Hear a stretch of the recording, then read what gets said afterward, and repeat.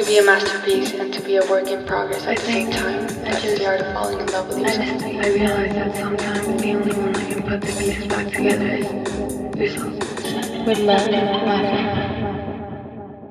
Lisa Bilyeu, welcome to I Missed Me. I am so excited. Like, I cannot begin to express how excited and how grateful I am for you to give me a little bit of your time. Personally, an opportunity to have a conversation with someone as wise as you.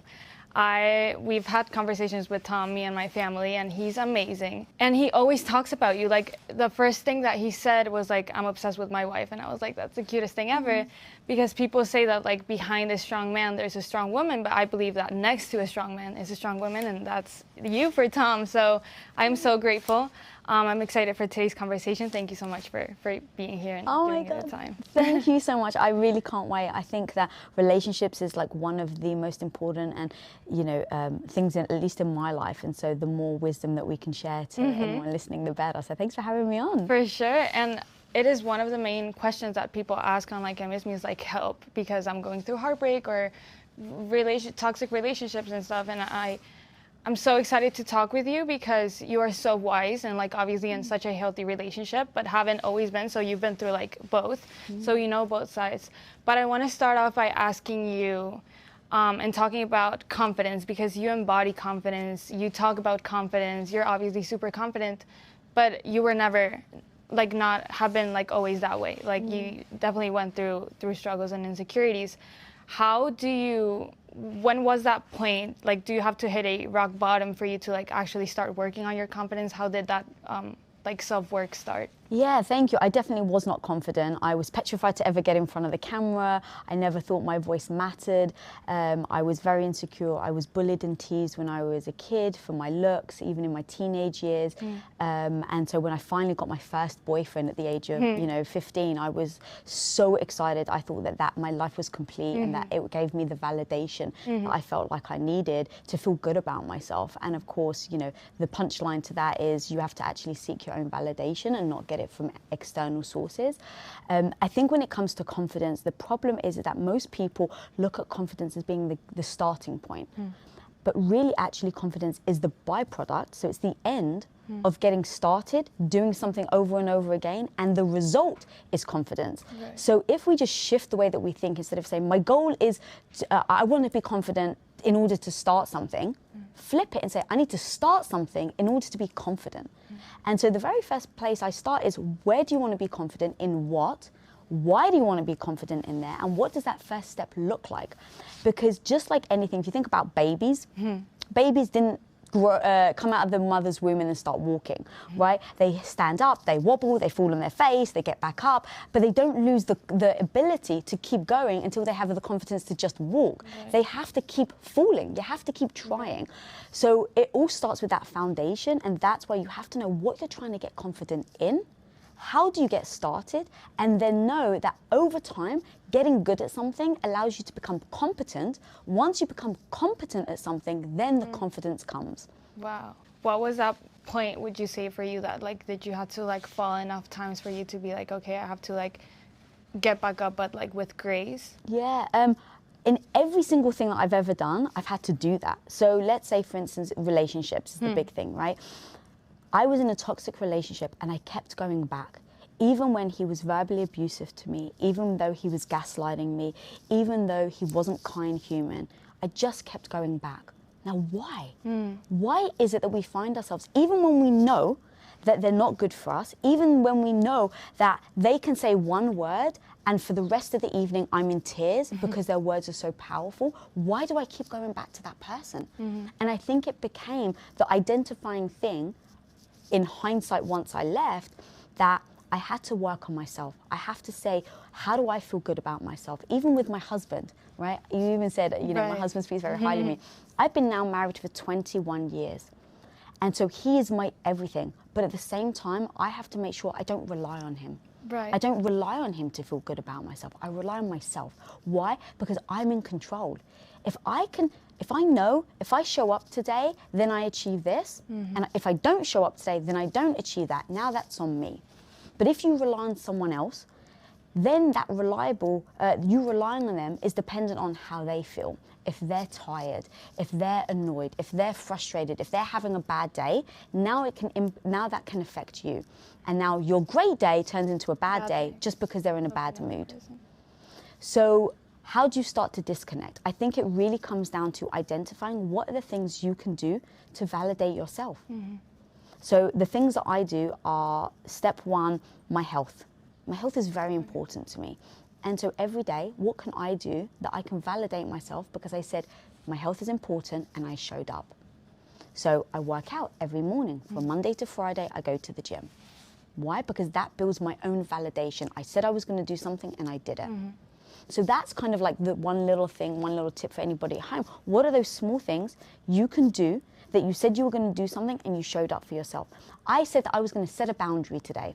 The next time, let's say you're with family, and you know every time you see your family, they always cross boundaries, you never have the confidence to stand up for yourself. Okay, next time I'm around my family and my dad says to me, why are you not eating carbs or whatever it is, I'm going to say, Dad, please do not comment on my food. Okay, now the next time I show up with my dad, do I say that to him, yes or no? If I say it in a very polite way, I feel good about myself and I say it, you better believe that evening I feel so good about myself because I stood up for myself. I said the one thing I hadn't said before and now I did. And it becomes these little incremental steps. One other little tip I'll give that a lot of people do, it's easier to do it with strangers than it is to do with your own family. So I kind of jumped in with the family. But even just, let's say you go to Starbucks. How many times does someone write your name wrong on the Starbucks cup, or they give you the wrong drink, or the waiter brings you some, wrong food. Let's say you ask for a steak that's medium well and they bring it rare. Just next time, you're going to ask very politely, I'm so sorry, but last time, but you brought me this isn't what I ordered. Little things like that start to tell your brain that you said you were going to do something and you did it. I love that. It's like keeping promises with yourself and also like thinking that you deserve something and like actually fighting for the things that you deserve. And I think that's super important for people to learn. That becomes a habit loop. Exactly. That once you do it once, then the second time you do it, when you start to feel those nerves again, or sticking up, to your boyfriend or to your partner, when they say something that isn't appropriate, if you do it once, even small, you're going to have more confidence the next time. Then you're going to remind yourself, ooh, remember the last time? I didn't think I was going to be able to, but I did say it. It becomes this beautiful habit that then trains you to believe that you actually can do it. I love that. And what we were saying before, like, one of the main reasons why people struggle to leave is because of the fear of being alone, like after the relationship. So it's like, I prefer to be in a narcissistic, toxic relationship than facing myself and being alone. Yeah. Do you think that that was a fear of yours, leaving that toxic relationship? Yeah, absolutely. And I think it's because I thought that being alone meant something bad about me. And so number one, I had to reframe what being alone means. I really had to. It's like because I was bullied and teased, I thought getting a boyfriend validated me. And so you can imagine me thinking about leaving him meant that I was going to invalidate myself. But actually it was a reframe of actually being alone and knowing that you're okay with your own company now is actually a step into the validation that you're looking for. Also, I want people to, I'm a no judgment type of person. So no judgment on anyone else and then no judgment on myself. So if I'm worried about being alone, no judgment, but write down why. Like actually start to write down, well, I'm worried that on a Saturday night, if I sit by myself, like, what does that mean to you? Like, you have to start knowing yourself instead of letting your feelings lead you.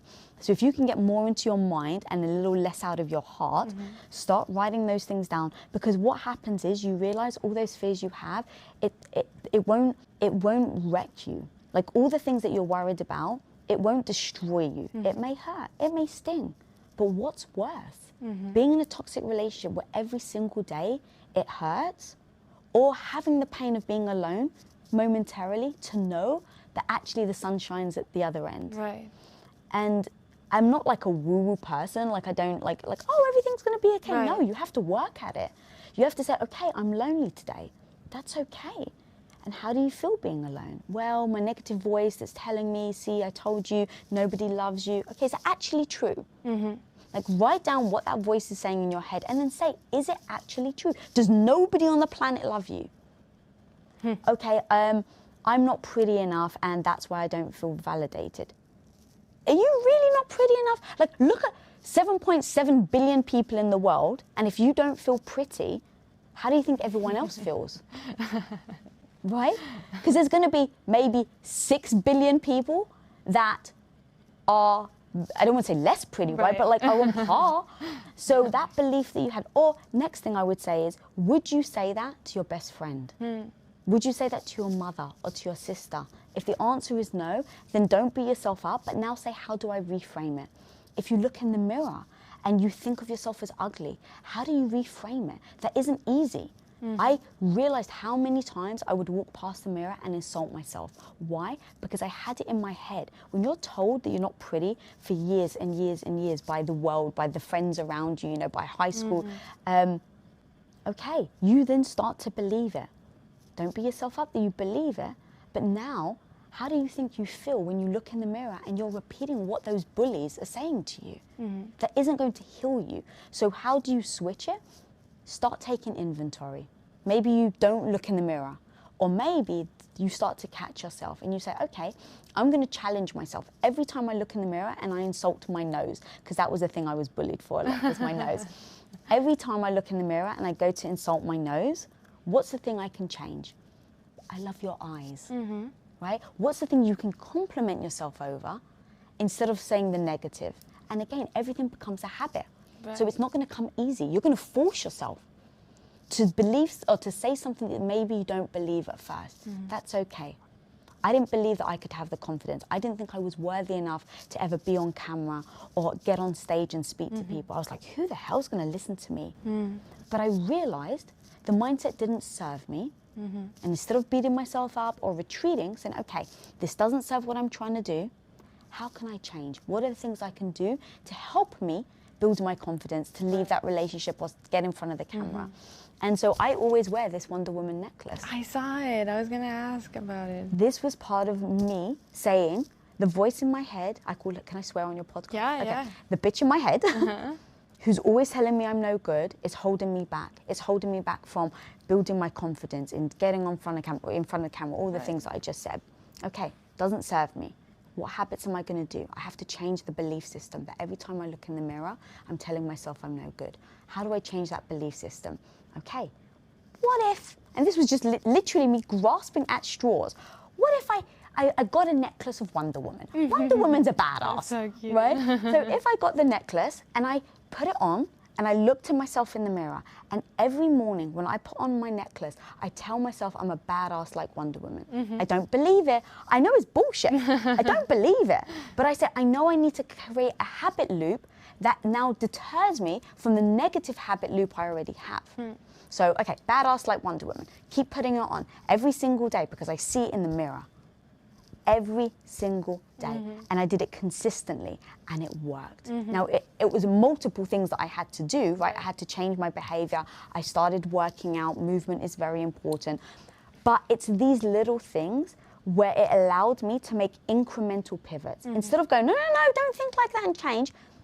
No, it's hard to freaking do that. So what are the little steps, one by one, that you're going to do? And then the Wonder Woman necklace turned into Wonder Woman underwear. It turned into Wonder Woman socks, right? It started to grow because that was the thing that I realized really helped me. So what is that for you? And then how do you lean into it more and more? Right, and a lot of people don't do it because they don't believe that it actually works, and you have to know a lot about this. What does that subconsciously do to you? Like, it's not just to do it because it's cute, it's because it genuinely does something to your brain. Like it builds a habit. What does it do? Yeah, it's the words you say and words that you think matter.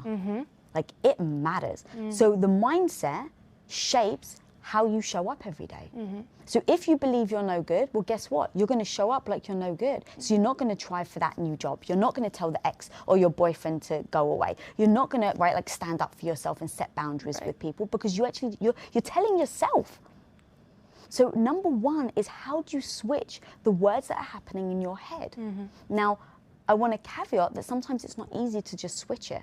Sometimes you may actually have to like pattern interrupt or use it to empower you. So what I mean by that is, with the words that I was telling myself with Wonder Woman, you're badass like Wonder Woman, if I tell myself that enough, I now may have a challenge. And I'll be like, oh, well, Lisa, if you are a badass like Wonder Woman, you would give that a shot. You would try it. So it now impacts the way that I think, impacts my actions. Right. But the hard thing is sometimes, how do you change that voice in your head? Because I found it more difficult to change it. And so when everyone's like, no, you should speak nicely to yourself. If you don't speak nicely to yourself, now you feel like you're failing at one other thing. Right. And you're like, I already feel like a failure. Now people are telling me to feel better about myself, and I feel like I'm failing at that too. See, I'm no good. I realized that was where I was going. So I said, okay, how do you change the bitch in your head to be your BFF? And so I said, maybe she's there to warn you. You know when you're maybe trying something new, all your friends care about you. Right. So all your friends make, oh, I don't know, like, do you really know anything about podcasting? Oh, should you really try that? Your friends are there to help you, they're there to protect you. But what they're really saying is, you don't know how to start a podcast. You don't know how to get on camera. You don't know how to go on stage. Okay, friend. Even though you're saying it in a cruel way, maybe you're right. Maybe I don't know how to start a podcast. So maybe I have to go and learn. Maybe I have to research. Maybe I have to ask people.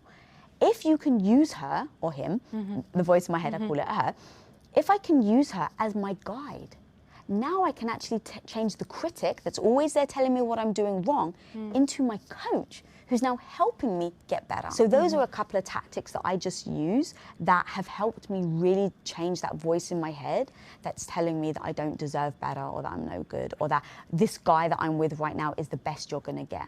That's BS. It's total BS. I love that. At what point does Lisa meet Tom? Like, personally, spiritually, I know that you were religious, now you both believe in something that's higher, but at what point of yourself, like, do you meet Tom? Like, do you feel like you healed enough to attract someone like Tom? Yes, absolutely. I don't think you can properly have a healthy relationship until you've done the healing work. And people think the healing work is to jump into another relationship where someone's going to make you feel better. But we've just established at the opening of this interview that that's going to be a recipe for disaster on building your validation in someone else. So I had finally left the toxic relationship. That was over time, where I just realized he was being more detrimental to my health, detrimental to my mindset. He wasn't going to change. And so now, if you know they're not going to change, project. Where's your life going to be in a year? Where's your life going to be in 5 years? Where's it going to be in 10 years? If you don't leave them, because they're not going to change. You may hope, you may desperately want to, and that comes from a beautiful place, but just assume they're not going to freaking change. I gave him 4 years to change. Let's face it, he didn't do what he needed to change. So once I was able to leave, I projected, and that was how, because I just projected, in 10 years, do you still want this? And the answer was no. So I realized I had to leave. I had to do all the internal work. I had to know my worth, build my worth, because even just saying know your worth, it feels fruitless if you don't actually have what it... You don't know yourself. What makes you happy? Exactly. What gives you joy? What do you hate? What wasn't okay with you in that relationship? Right. So that when I finally met Tom, it may have been like on the first or second date, I said to him, okay, so here's my non-negotiables. And again, I think this is super important when it comes to boundaries. My non-negotiables are, you don't ever get to lay a finger on me physically in a bad way. I am out the door. No words can describe, there's no apologies, I'm out the door. You cannot hit me and you cannot cheat on me. And I made that very clear. I set the boundary from the get-go, and I was just very honest about it. And that gave me even more of the empowerment to say, this is who I am, this is what I'm not going to accept. And just so you know, some people may forgive cheating.